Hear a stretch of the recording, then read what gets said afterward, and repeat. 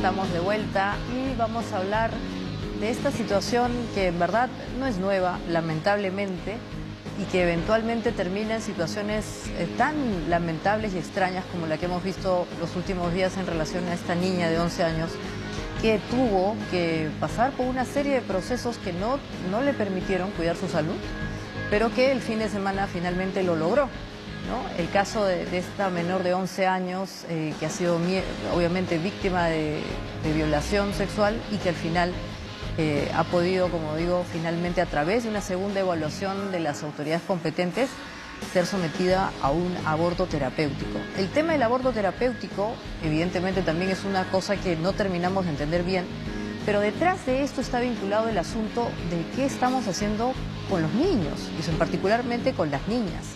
Los índices de embarazos de niños, de niñas entre 11 y 14 años en el Perú son altísimos. Cada 2 horas se produce una violación en contra de una niña y eso evidentemente nos habla de una sociedad que tiene problemas, eventualmente hasta problemas de salud mental. Pero para eso, justamente para entender más acerca de qué es lo que se está dando detrás de esta situación, vamos a hablar con una experta en estos temas. Ella es jefe de proyectos de la asociación, de la entidad Plan Internacional. Está con nosotros Fabiola Leca. Buenas noches, Fabiola, gracias por estar con nosotros. Buenas noches, ¿cómo estás? Gracias por permitirnos este espacio de poder Exactamente. Yo mencionaba que el caso de esta niña que nos ha conmovido y que evidentemente es, digamos, el desenlace fatal, lamentable, de un contexto que está vinculado con la violencia en contra de niñas, ¿no es cierto? ¿Por qué se da esta situación en el Perú? Yo decía, ¿hay un problema de salud mental? Porque no es normal lo que estamos viviendo, ¿no? Así es, bueno, desde Plan Internacional lo que nosotros promovemos mucho es el derecho a la igualdad de las niñas, ¿no? El derecho a la niñez, ¿no? Y que las niñas realmente puedan tener las mismas oportunidades, ¿no? ¿Y cómo lo hacemos? Lo hacemos a través de fortaleciendo sus capacidades de las niñas, ¿no?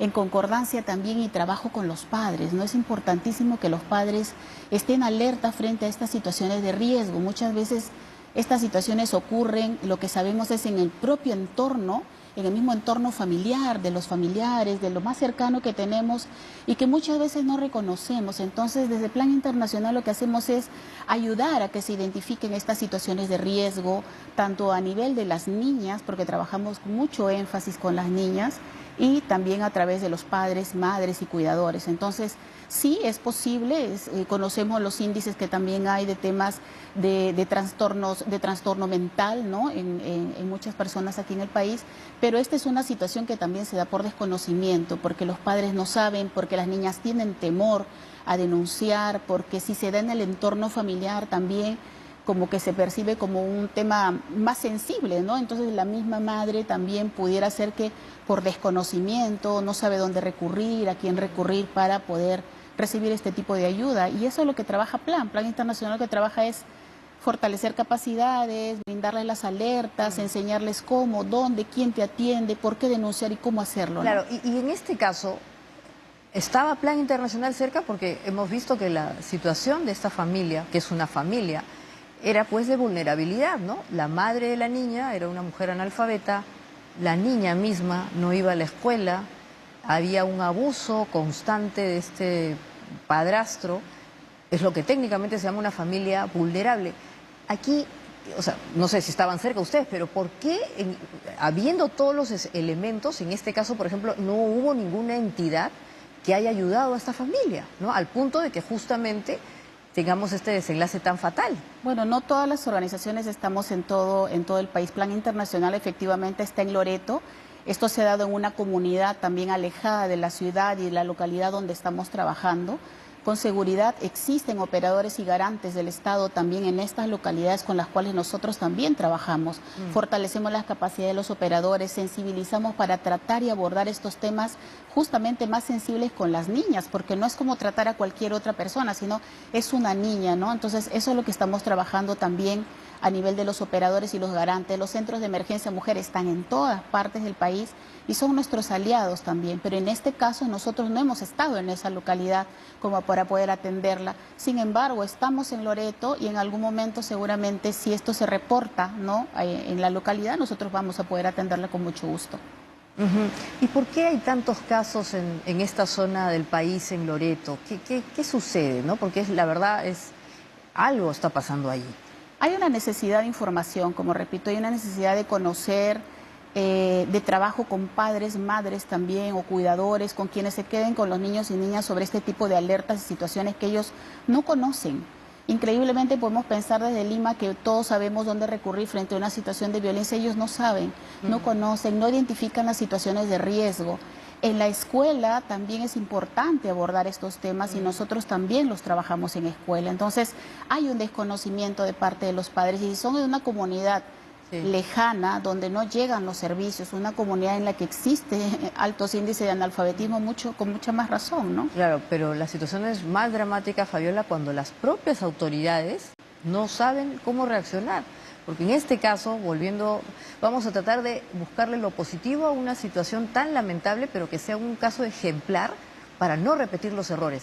Esta señora ya había denunciado violencia en contra de ella, violencia en contra de la hija, y no le hacían caso. O sea, también hay que sensibilizar a las autoridades públicas. ¿Qué ha pasado ahí?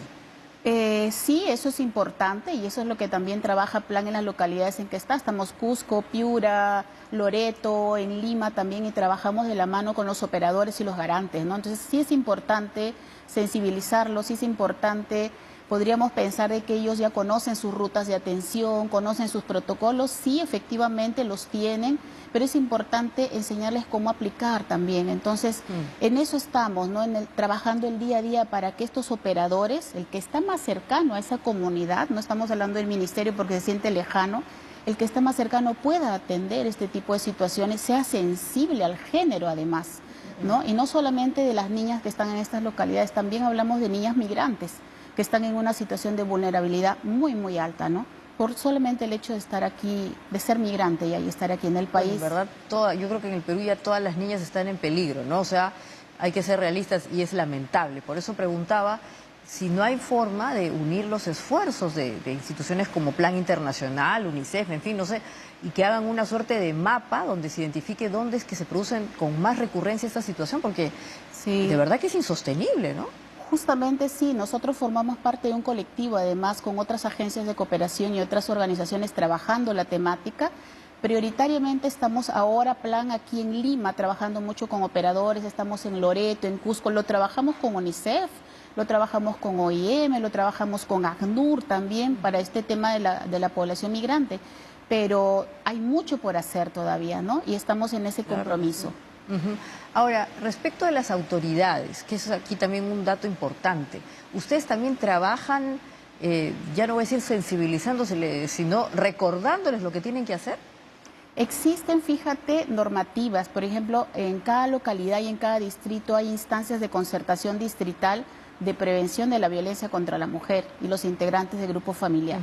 Y promovemos que efectivamente estas instancias generen en sus agendas este tipo de acciones de prevención. Entonces, y estas instancias son lideradas por la autoridad local, o sea, el alcalde, ¿no? Entonces trabajamos con ellos también y trabajamos para que las organizaciones de las comunidades también puedan ser reconocidas en estas instancias, porque son ellas las más cercanas a la comunidad y son las que saben lo que está pasando en la comunidad también. Entonces, trabajamos para que estas organizaciones sean reconocidas en este espacio, que es un espacio de decisión finalmente más política, ¿no? Digamos así, a nivel municipal, ¿no?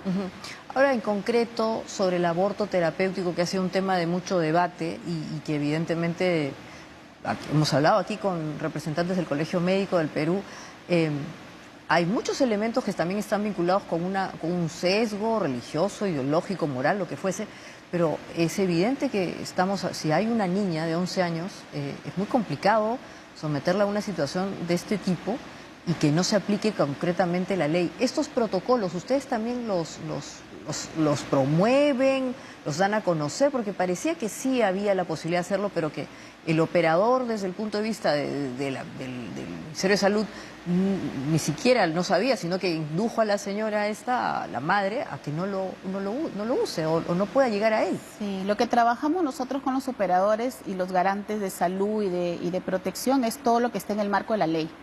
Y eso es lo que promovemos, ¿no? Promovemos que los conozcan y los reconozcan también, ¿no? Y que además los puedan aplicar. Y lo trabajamos con ellos, pero también lo trabajamos con la sociedad civil, lo trabajamos con la comunidad para que ambos lo conozcan y puedan en algún momento, frente a una situación así, puedan saber a dónde recurrir y a quién recurrir. Pero por otro lado también hay mucho que trabajar con los operadores y los garantes, la sensibilización. Hay que sensibilizarlos mucho frente a estas situaciones que ocurren, ¿no? Entonces, pero todo lo que hacemos es trabajado en el marco de la ley, ¿no? Así es, porque en verdad, aún cuando estén las normas, estén los protocolos, si quienes tienen que operar y aplicarlas no lo hacen, en verdad es igual que nada, ¿no? Pues a mí de verdad me llama mucho la atención. Ahora, internacionalmente, ¿no? Porque Plan Internacional seguramente tiene presencia en otros lugares, ¿se repiten estas situaciones tan lamentables en otras zonas del mundo, digamos, en la región? Bueno, estamos en más de 75 países en el mundo. Y Plan tiene lineamientos y políticas muy rigurosas en relación al cuidado y la protección de las niñas, ¿no? Sí se repiten y justamente a partir de que hay estas situaciones es que Plan cuida mucho, ¿no?, este tema de la protección, y espacios donde las niñas se desarrollan tienen que ser espacios seguros, ¿no? Y se repite también por temas no solamente de desconocimiento, también por temas culturales, ¿no? Existe en otros países todavía el matrimonio infantil forzado, ¿no? Entonces, todo ello es, o sea, a partir de este marco que es mundial, es que Plan aparece desde la Segunda Guerra Mundial trabajando por la niñez, ¿no? Y aquí en el Perú, con el proyecto Ella, que ahora estamos implementando, que está vinculado directamente o prioritariamente a población migrante, trabajamos con adolescentes. Y justamente en la adolescencia, esa es la edad en la que nosotros abordamos esta temática, ¿no? Esta temática de acceso al derecho a la salud sexual reproductiva y también a la protección y prevención de la violencia. Y estamos en 5 distritos de Lima trabajando con mucha fuerza con las autoridades locales y también trabajamos con los garantes, centros de emergencia mujer y los centros de salud, que, por cierto, los adolescentes no saben que existen esos servicios. No saben que existen, no saben por cuándo deben recurrir, por qué recurrir, si hay una situación de violencia, una situación de alerta o de riesgo, dónde recurrir. Entonces, ahora ya lo saben. Y también estamos enseñándole a la población migrante que no necesariamente siempre tienen que estar dentro de la regularización migratoria o tener un documento para poder atenderse. Ellos pueden ir. Y los operadores están abriendo las puertas también a esta población adolescente migrante, ¿no? Y tú has mencionado que es necesario hacer que las niñas vivan en un ambiente seguro o que tengan una suerte de círculo de seguridad, de protección. Así es. ¿De qué manera se le puede otorgar a una niña, ojalá de todo el Perú, ese círculo, que no está solamente en su casa, está también en el colegio, está también en la sociedad? O sea, nosotros como sociedad, ¿qué podemos hacer para proteger a nuestros niños si sus papás no lo hacen, si sus padres no lo hacen? ¿Cómo podemos armar ese cerco? Es que necesitamos trabajar mucha información. Necesitamos fortalecer mucho las capacidades de los niños y las niñas. Hay demasiada desinformación en ellos. No saben, o sea, si sienten que hay tocamientos indebidos, solo por darte un ejemplo, lo pueden naturalizar, ¿no? Pueden pensar que es natural, que es normal, no lo saben. Entonces, hay mucho que trabajar en ese sentido, o sea, a nivel de la escuela, dentro de la currícula escolar, abordar ese tema. Eso yo sé que los docentes lo hacen.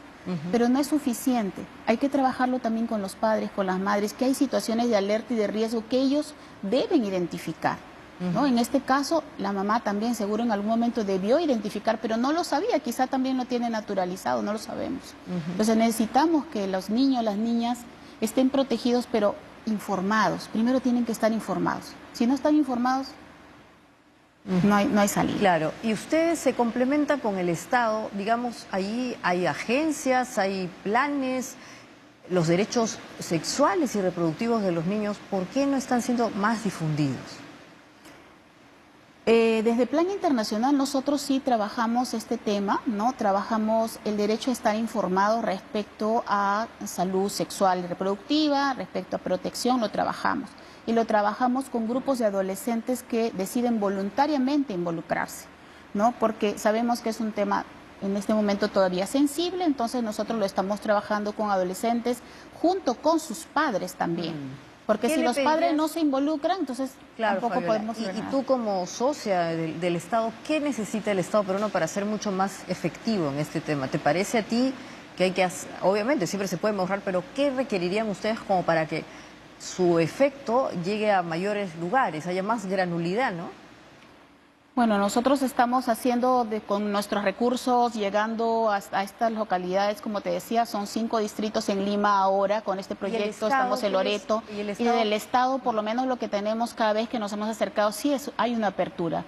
Hay una apertura de los centros de emergencia, hay una apertura de los establecimientos de salud. Trabajamos en el marco de los planes de trabajo que tienen ellos, o sea, no estamos creándonos nada nuevo ni nada que signifique para ellos un esfuerzo más ni un trabajo más, sino que efectivamente nos sumamos a lo que ellos ya vienen realizando y que muchas veces también hasta por desinformación o por falta de recursos en algunos espacios no se puede hacer, entonces está plan ahí para dar ese soporte, ¿no? ¿Y qué le pedirías tú o qué requerirías tú de los distintos ministerios vinculados con la niñez que les ofrezcan, ¿no? Porque también el Estado tiene que plantear una plataforma. ¿Qué necesitarían o qué le pedirías tú en todo caso a estas entidades? Lo que sabemos es de los operadores y los garantes, siempre lo que nos dicen es necesitamos más recursos. Necesitamos recursos, o sea, ese operador, nosotros estamos en un proyecto, tiene un inicio y un fin, un proyecto, como plan. Pero los operadores se quedan y dicen, sí, ok, nos han fortalecido capacidades y todo, pero nos seguimos quedando, pero no tenemos los recursos. Entonces habría que tal vez hacer una evaluación y ver qué necesidades tienen estos establecimientos de salud para atender a adolescentes, para prevenir estos temas de violencia, qué necesidades hay para difundir este protocolo de actuación conjunta frente a situaciones de violencia, que no lo tienen, ¿no? Inclusive este protocolo es la articulación de salud con los centros de emergencia mujer frente a una situación de violencia.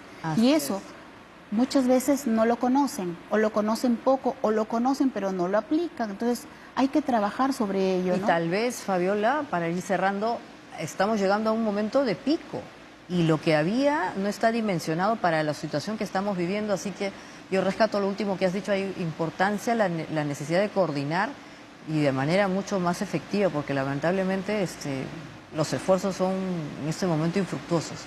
Muchas gracias por tu presencia y bueno, como decía, hay que seguir hablando de estos temas, pero sobre todo hacer. Muchas gracias. Muchas gracias por eso. Bueno, y después del corte vamos a volver con otros temas que también le van a interesar a usted. Los temas laborales siempre son importantes. Hay algunos proyectos de ley que pueden afectar el proceso de formalización en un país en donde el 80% está en informalidad. Así que no se vayan, esto es Diálogo Abierto.